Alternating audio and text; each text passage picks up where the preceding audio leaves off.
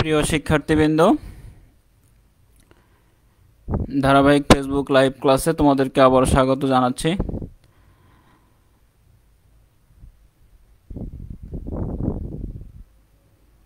Plant engineering mechanical ডিপার্টমেন্টের ষষ্ঠ পর্বের একটি সাবজেক্ট কোড 67063। এই সাবজেক্ট নিয়ে আমি আছি তোমাদের সাথে M Faruk Hossain, instructor mechanical department, Sylhet polytechnic institute, Sylhet. এই অধ্যায়ের বিভিন্ন আলোচনার বিষয় ছিল, আমরা এটা রিভিউ ক্লাস। গত ক্লাসেও কিছু আলোচনা করেছি প্লান্ট এবং প্লান্ট ইঞ্জিনিয়ারিং, যন্ত্রপাতি স্থাপন এবং সমরেখকরণ বা অ্যালাইনমেন্ট। আজকে আমরা আরও বিষয়ে আলোচনা করার চেষ্টা করব। প্লান্ট মেশিনারি এর যথাযথ স্থাপন ও যথাযথ সমরেখকরণের প্রয়োজনীয়তা, স্থান প্রস্তুতি, মেঝে বিবেচনায় স্থান প্রস্তুতির উপাদান, মেঝে বিবেচনায় কম্পন উপাদান চিহ্নিতকরণ, শ্যাফট এবং কাপলিং, সমরেখকরণ, অগ্রবিবেচ্য।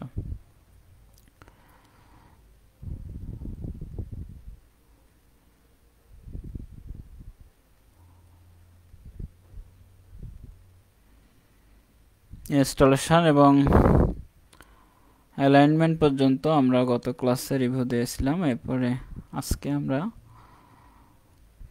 প্লান্ট মেশিনারি এর যথাযথ স্থাপন ও যথাযথ সমরেখকরণের প্রয়োজনীয়তা এই বিষয়ে আলোচনা করব।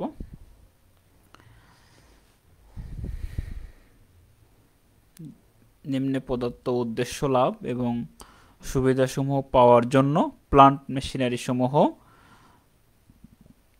যথাযথভাবে ইনস্টলেশন করা এবং বিভিন্ন অংশের মধ্যে যথাযথ অ্যালাইনমেন্ট থাকা প্রয়োজন।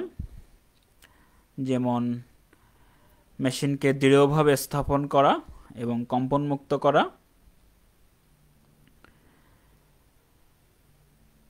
এটা একটা বড় ফ্যাক্ট, কারণ প্রথমত আমি যখন মেশিনটাকে বসাবো মেঝেতে বা তার বেজের উপরে, তার যদি নাটবল্ট সিস্টেম হয় তাহলে সেটাকে সঠিকভাবে সোজা ওয়েতে বসাইতে হবে। নাটবল্ট পরিপূর্ণভাবে লাগতে হবে এবং এই দৃঢ়ভাবে স্থাপনের সাথে কম্পনও সম্পর্কযুক্ত। যদি দৃঢ়ভাবে স্থাপিত না হয় তাহলে কি হবে, এখানে মেশিনটা কাঁপতে থাকবে। তার যদি অংশগুলো একটু খোলা খোলা মনে হয় তাহলে মেশিনটা কাঁপতে থাকবে। সুতরাং মেশিনটাকে কম্পনমুক্ত করতে হবে এবং দৃঢ়ভাবে স্থাপন করতে হবে। তার বেজের সাথে যে স্থানটা, এটা কনফার্ম করতে হবে, নিশ্চয়ন করতে হবে যে সে সঠিকভাবে বসছে এবং সেখানে টাইট ফিট বসছে, দৃঢ়ভাবে বসছে। এখানে শব্দটা একটু বেশি স্ট্রং, যেটাকে দৃঢ়ভাবে বসাইতে হবে।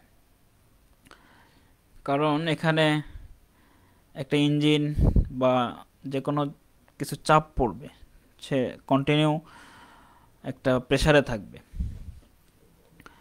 সেক্ষেত্রে তার স্থাপনটা দৃঢ় হতে হবে, না হলে সে যদি নড়বড়ে হয়, কোনোভাবে এদিক ওদিক সরে যায়, তাহলে মেশিনটা কাঁপবে অথবা সঠিক মানের প্রোডাক্ট আসবে না, মেশিন নিজেই দুর্ঘটনায় পড়তে পারে। এই জাতীয় সমস্যাগুলো থেকে আমাদেরকে বাঁচার জন্য সঠিক অ্যালাইনমেন্ট সহকারে দৃঢ়ভাবে স্থাপন করতে হবে এবং কম্পন মুক্ত করতে হবে। মেশিনটা যাতে অতিরিক্ত মানে কম্পন না হয়। অতিরিক্ত কম্পন হলেও সেটাও ক্ষতিকর মেশিনের আয়ু। এছাড়া দ্বিতীয় পয়েন্ট আমরা দেখছি যে মেশিনের আয়ু বাড়ানো, এটাও অ্যালাইনমেন্টের সাথে সম্পর্কযুক্ত। আমি যদি সঠিকভাবে স্থাপন না করতে পারি, সঠিকভাবে অ্যালাইনমেন্ট না করতে পারি, তাহলে মেশিনটা এই যেরকম কম্পন মুক্ত হবে না। এরপর বিভিন্ন জায়গায় নাট বোল্ট বা কাপলিং যেগুলো দেওয়া আছে, সংযোজন যেগুলো পয়েন্ট আছে, সেসব জায়গাগুলোতে কি হবে, বিভিন্নভাবে ক্ষতিগ্রস্ত হবে, ঘর্ষণে নষ্ট হবে, এরপরে থ্রেডগুলো নষ্ট হবে। তখন কি হবে, মেশিনটা অকেজো হয়ে যাবে এবং সঠিক মানের প্রোডাক্ট সে দিতে পারবে না।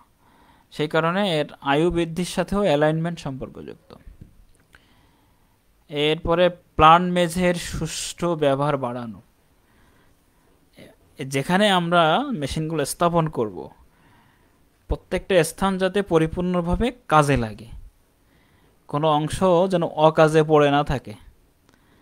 আবার এমনভাবে বসানো যাবে না হাঁটার জায়গা নাই, প্রোডাক্ট বের করার জায়গা নাই, প্রোডাক্ট ঢোকানোর জায়গা নাই, এটাও করা যাবে না। সুষ্ঠু ব্যবহার করতে হবে, প্রত্যেকটা অংশ যেন আমার কাজে লাগে,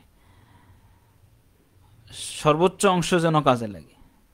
এমন কোনো অংশ একবারে পড়ে না থাকে যেখানে আরও 2টা মেশিন বসানো যাবে বা এরকমভাবে নষ্ট হচ্ছে, এটা এমনভাবে অন্য মেশিন বসানো হয়েছে এখানে আর মেশিন ঢোকানোর অপশন নাই। সুতরাং যে মেঝে বা ফ্লোরে আমি বসাবো মেশিনগুলো, সেই প্ল্যান্টে ওই মেঝেটাকে আমাকে সুষ্ঠু ব্যবহার করতে হবে। প্রথমে একটা ড্রয়িং থাকতে হবে, আমার ডিজাইন থাকতে হবে যে আমি এই মেশিন বসাবো, আমার স্থান এতটুকু, এটার মধ্যে আমি কিভাবে কোনটা কোথায় দিলে আমার সঠিক ব্যবহার হয়, সেই বিষয়টাকে অ্যালাইনমেন্টের সাথে আমাকে সংযুক্ত করতে হবে। এরপরে মেশিনের বিভিন্ন অংশের আয়ু এবং কার্যকারিতা বাড়ানো। এটা আগেই বলেছি যে মেশিন যদি আমার সঠিকভাবে নাটগুলো টাইট না হয়, সংযোজন অংশগুলো যদি সঠিকভাবে বসানো না হয়, তাহলে মেশিনটা রানিং করার সময় সঠিক প্রোডাক্ট দিবে না। জগুলো ঠিক মতো লাগানো না থাকলে জব টাল খাইতে পারে, এরপরে বসতেও না পারে, এমনও হতে পারে। এরপরে নাট বল্টগুলো ঠিক মতো লাগানো হলে থ্রেড নষ্ট হতে পারে, কাপলিং ঠিক মতো না হলে ঘর্ষণে ওই জায়গাটা ক্ষয় হয়ে যাবে, পরবর্তী মেশিনটার কাজ করবে না। সুতরাং বিভিন্ন অংশের আয়ু বাড়ানোর ক্ষেত্রেও অ্যালাইনমেন্টটা খুব জরুরি। অনাকাঙ্ক্ষিত দুর্ঘটনা কমিয়ে আনা, এটাও অ্যালাইনমেন্টের সঙ্গে সংযুক্ত। চলাফেরা, কাঁচামাল নিয়ে আসতেছি, একই পথে ডেলিভারি হতে পারে, টাইমিং থাকতে হবে, যে সময় কাঁচামাল আসবে শুধু আসবে, যদি আমার জায়গা সংকুলন না হয়। যদি জায়গা ঠিক থাকে তাহলে আমি উভয় পাশে জায়গা রাখতে হবে, এক পাশ থেকে আমি কাঁচামাল নিব, আরেক পাশ থেকে আমার প্রোডাক্ট বের হবে। তো এই কাঁচামাল যে জায়গাটা দুর্ঘটনার ক্ষেত্রে, এখানে প্রথমত মেশিনের ইন্টারনাল একটা ফ্যাক্ট, যিনি কাজ করবেন তিনি সেফটি নিয়ে কাজ করবেন। মেশিনের প্রত্যেকটা ঘূর্ণায়মান অংশের সাথে বেল্ট আছে কি, মানে সেফগার্ড আছে কিনা দেখতে হবে, যেখানে যেখানে নাই সেখান থেকে সেখানে কিভাবে কাজ করা যায় সেই জিনিসটা কনফার্ম করতে হবে। এবং মেশিনের প্রত্যেকটা অংশ ঠিক আছে কিনা চেক করে নেওয়া, এরপরে মেশিনটা সঠিকভাবে বসানো হয়েছে কিনা এটা দেখা, তারপরে তার সংযুক্ত অংশগুলো সঠিকভাবে যুক্ত আছে কিনা আরও একবার চেক করে নিয়ে মেশিনে কাজ শুরু করা। না হলে এই অনাকাঙ্ক্ষিত দুর্ঘটনা ঘটে যেতে পারে। ইন্টারনাল বেল্ট, পুলি, নাট, বোল্ট, শ্যাফট কাপলিং, চাবিগুলো ঠিকমতো বসানো আছে কিনা, এসব জায়গাগুলোতে আমাদেরকে অবশ্যই অতিরিক্ত কোনো অংশ কোথাও পড়ে আছে কিনা, কোনো ঘূর্ণায়মান অংশের উপরে বা কোনো অংশের ছড়ে ছিটে আছে কিনা, এই জিনিসগুলো খেয়াল করতে হবে। তাহলে অনাকাঙ্ক্ষিত দুর্ঘটনাগুলো আমরা কমাতে পারব। এরপরে পর্যাপ্ত আলো বাতাসের ব্যবস্থা থাকতে হবে, যেন মেশিনিস্ট যারা কাজ করবে তারা স্বাচ্ছন্দ্য পায়। মেশিন যদি ঠিক না থাকে মেশিনিস্ট কাজ করে মজা পায় না, এটা একটা বাস্তবতা। মেশিনটাকে সঠিক ওয়েতে সঠিক প্রসেসে বসায়ে সেটাকে কাজের উপযোগী করতে হবে। যদি এটা সঠিকভাবে না বসে, সঠিকভাবে কাজে লাগানো না যায়, কাজের উপযোগী না হয়, তাহলে এখানে ওই মেশিনিস্ট কাজে স্বাচ্ছন্দ্য বোধ করবে না। আরও অপশনগুলো থাকতে পারে, যেমন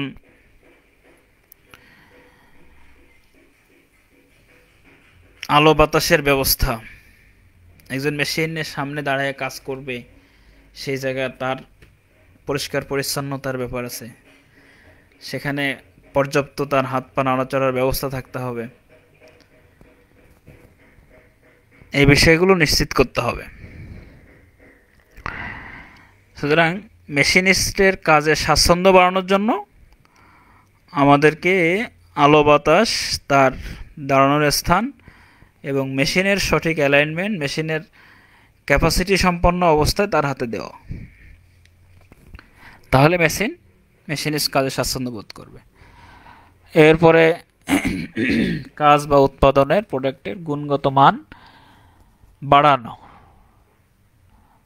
এখন আমি একটা জব তৈরি করতেছি, একটা প্রোডাক্ট তৈরি করছি, সেক্ষেত্রে আমার কি অবস্থা দেখতে হবে, যে প্রোডাক্টের মান কেমন হবে। কোয়ালিটি কন্ট্রোল একটা সেকশন থাকতে হবে। প্রোডাক্টের গুণগত মান সবসময় ভালো রাখার চেষ্টা করতে হবে।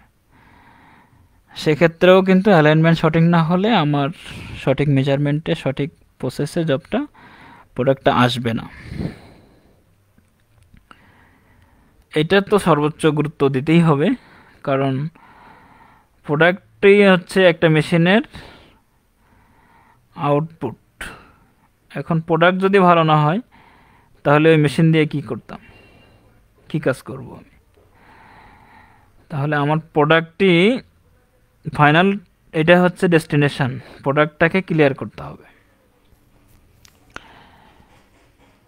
এরপরে মেশিন এবং মেশিনিস্টের দক্ষতা বাড়ানো। যিনি কাজ করবেন তার অবশ্যই দক্ষতা দিনে দিনে বাড়তে হবে। ধীরে ধীরে তার দক্ষতা বাড়তে হবে, কারণ একটা মেশিনে কাজ করে প্রাথমিক অবস্থায় নতুন একজন একভাবে কাজ করতে পারে, আস্তে আস্তে কি হয়, একটু মেশিনিস্ট সে স্পেশালিস্ট হয়ে যায় একটা মেশিনের উপরে দীর্ঘদিন কাজ করতে থাকলে। তো সেটাও আমাদেরকে খেয়াল করতে হবে। এছাড়া মেশিন রক্ষণাবেক্ষণ কাজে সুবিধা বাড়ানো। মেশিন কন্টিনিউ চলে, ঠিক আছে, কিন্তু আমি মেশিনে কাজ করলাম, রেখে চলে গেলাম, বিষয়টা এরকম না। একটা মেশিনের মেনটেনেন্সের বিষয় আছে, তার কন্টিনিউ মেনটেনেন্স প্রয়োজন হয়। মানুষ যেরকম তার খাওয়া প্রয়োজন হয়, ঘুমের প্রয়োজন হয়, একটা মেশিনেরও রেস্ট প্রয়োজন হয়, তার পরিচর্যার প্রয়োজন হয়। সঠিক লুব্রিকেটিং মেনটেন করা, এরপরে পরিষ্কার পরিচ্ছন্ন রাখা, মরিচা রোধ করার জন্য কন্টিনিউ লুব্রিকেটিং করা, এবং বিভিন্ন ঘূর্ণায়মান অংশ, ঘর্ষণের স্থানগুলোতে দেখা কোনো ক্ষয় হয়েছে কিনা, কোনো পার্টস নষ্ট হয়েছে কিনা, ডেপ্রিসিয়েশন হতে পারে, ধীরে ধীরে তার দাম কমতে পারে, সেই যে জায়গাগুলোতে আমাদেরকে নতুন পার্টস রিপ্লেসমেন্ট করা লাগবে কিনা। সুতরাং মেশিনের রক্ষণাবেক্ষণ কাজে আমাদের সুবিধা বাড়াইতে হবে। এখানে মেশিন রক্ষণাবেক্ষণ খুব ইম্পর্ট্যান্ট একটা বিষয়, কারণ আমি মেশিন থেকে শুধু প্রোডাক্ট আশা করলেই হবে না, মেশিনের পিছনে আমাকেও সময় দিতে হবে, শ্রম দিতে হবে, অর্থ ব্যয় করতে হবে। শুধু প্রোডাক্ট কন্টিনিউ একটা মেশিন দিতে পারবে না। সুতরাং একটা মেশিনকে কাজে লাগাইতে গেলে তাকে অবশ্যই মেনটেনেন্সের আওতায় রাখতে হবে কন্টিনিউ। একটা মানুষও, সাধারণ একজন মানুষও তার যেমন দৈনন্দিন কিছু রুটিন আছে, সেভাবে সে চলে, তার খাওয়া লাগে, গোসল লাগে, তার স্বাভাবিক জীবনযাপনের জন্য যেমন অনেক মেনটেনেন্সের প্রয়োজন হয় পার ডে, ঠিক একটা মেশিনের থেকে আমি যখন প্রোডাক্ট আশা করছি, ঠিক তেমনি তার ওই প্রোডাক্ট প্রতিনিয়ত দেওয়ার কারণে তারও ডেপ্রিসিয়েশন হতে পারে, অনেক কিছু নষ্ট হতে পারে।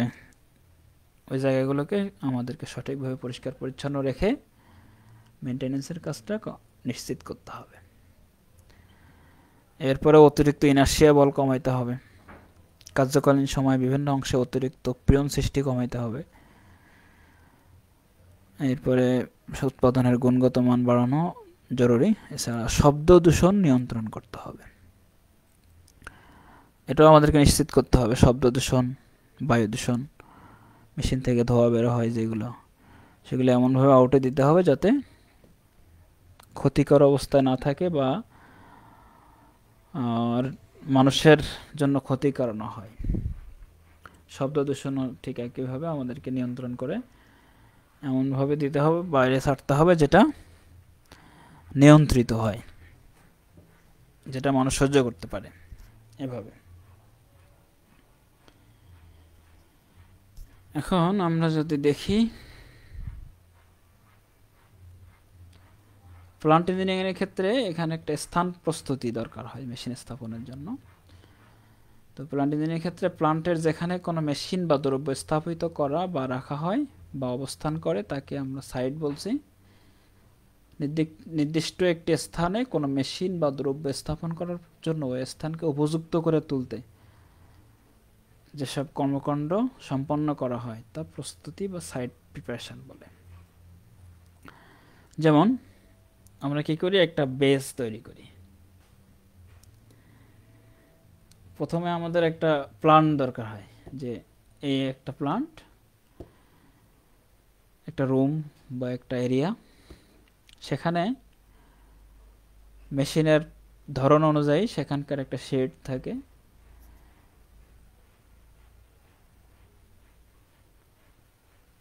এরপরে আমরা তার বেসটাকে নিশ্চিত করি এবং প্রথমে একটা ড্রয়িং করে নেওয়া হয়, অ্যালাইনমেন্ট করে নেওয়া হয় যে কোন কোন মেশিন কোথায় কোথায় বসবে। একটা মেজারমেন্ট দেওয়া হয় যে এই মেশিন অমুক জায়গায় বসবে, তার একটা ড্রয়িং থাকে। তারপরে আমরা ওখানে মেঝের ভিত্তিটাকে প্রস্তুত করতে থাকি। মূল বেজ যেটা ঠিক হয় সেখানে ঢালাই করা, লেভেলিং করা, কাস্টিং করে পুরো অংশটাকে লেবেল করে রাখা, এরপরে গ্রাউটিং করা, নাট বোল্ট বা রয়েল বোল্টগুলো যেখানে লাগানো হবে সেই জায়গাগুলোর প্রত্যেকটা অংশে সঠিকভাবে মেটেরিয়ালস দিয়ে রয়েল বেল্ট দিয়ে আটকানো। এরপরে আমাদেরকে অ্যালাইনমেন্ট করে স্থির করা।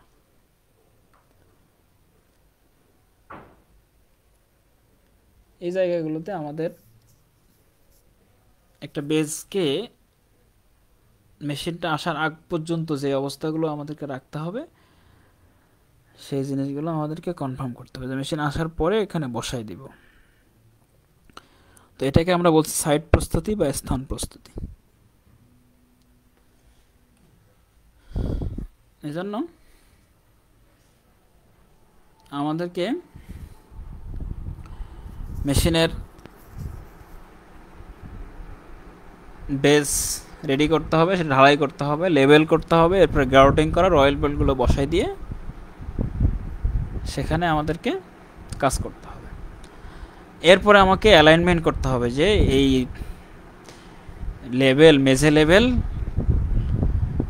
সমভাবে আছে কিনা, সব দিকে সমানভাবে স্থাপন করা হয়েছে কিনা, নাট বোল্টগুলো, রয়েল বোল্টগুলো যেখানে যেখানে বসানো হয়েছে ওই স্থানগুলোতে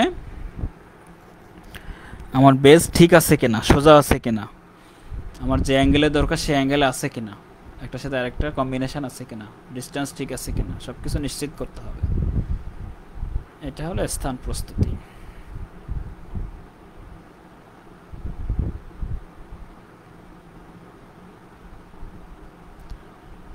এখন ভিত্তি কিভাবে প্রস্তুত করব আমরা? সঠিক ভিত্তি প্রস্তুতকরণ পাওয়ার প্ল্যান্ট তথা যে কোনো ভারী মেশিনারি স্থাপনের ক্ষেত্রে একটি গুরুত্বপূর্ণ বিষয়, যেটা আগে বললাম।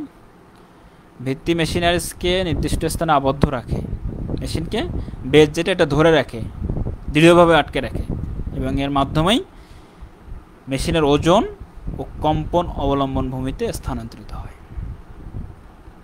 ওই বেজের মাধ্যমে কিন্তু বেজটা লোড নেয় কি ঠিকই, কিন্তু বেজটা আবার ভূমিতে এই ওজন এবং কম্পন স্থানান্তরিত করে।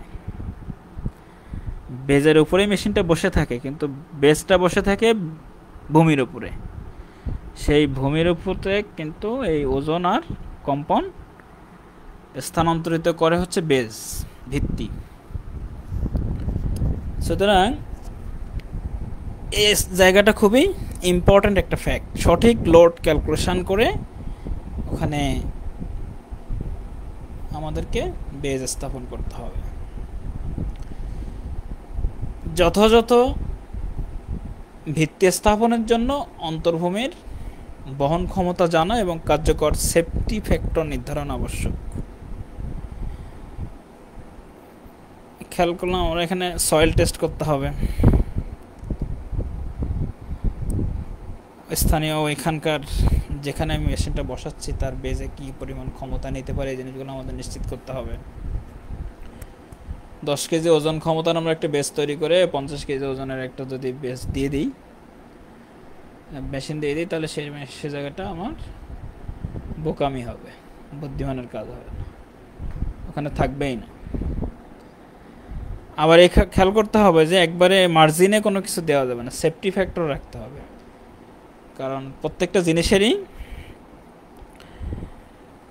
ক্ষমতার মধ্যে একটা 100% এফিসিয়েন্সি সবসময় ব্যবহার করা হয় না, 60 থেকে 70% ব্যবহার করাটাই বেটার। সুতরাং ফ্যাক্টর অফ সেফটি আমাদেরকে সবসময় বিবেচনা করে চলতে হয়।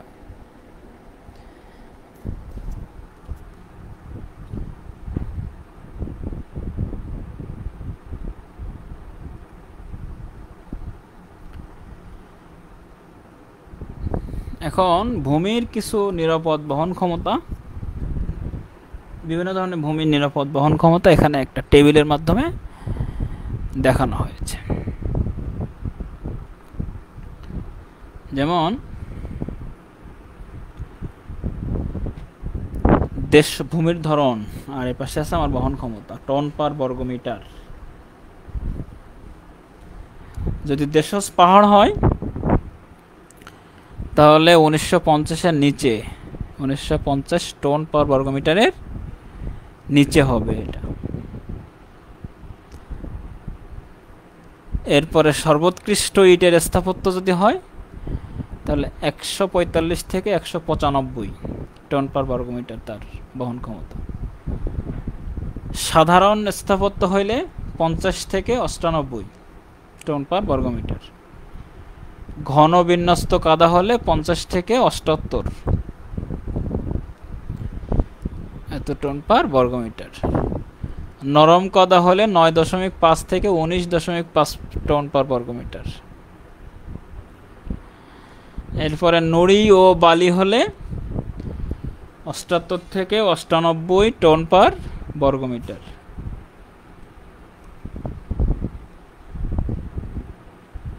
এরপরে শুধু বালি হলে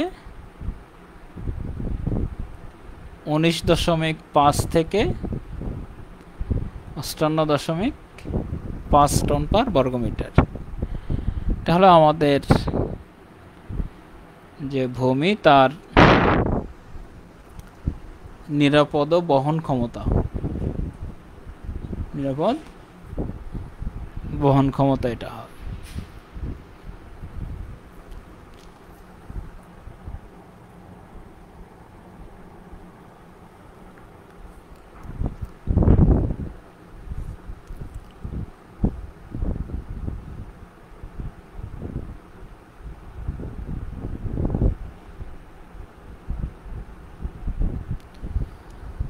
এখন মেশিনের বেস ডিজাইন এবং প্রস্তুতের ক্ষেত্রে যেসব বিষয়গুলো আমাদেরকে দৃষ্টি দেওয়া আবশ্যক,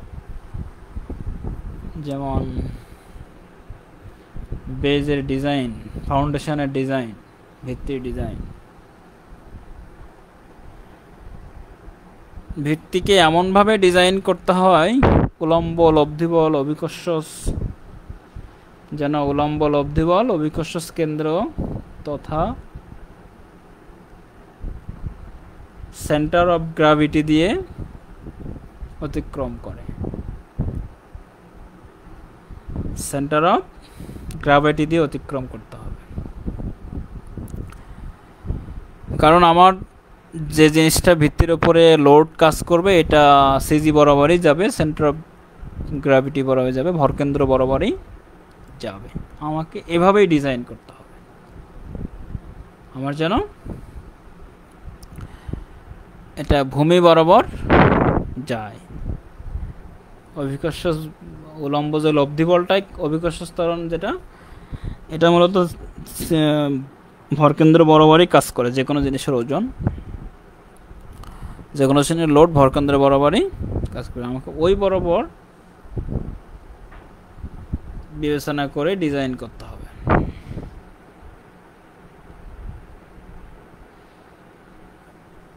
যাই হোক, আজকে তোমাদের জন্য যে বাড়ির কাজগুলো থাকবে সেগুলো হলো প্লান্ট মেশিনারিজ এর যথাযথ স্থাপন ও সংরক্ষণের প্রয়োজনীয়তা ব্যাখ্যা করো,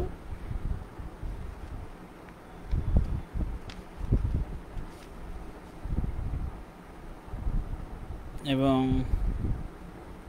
সাইট প্রিপারেশন বা স্থান প্রস্তুতির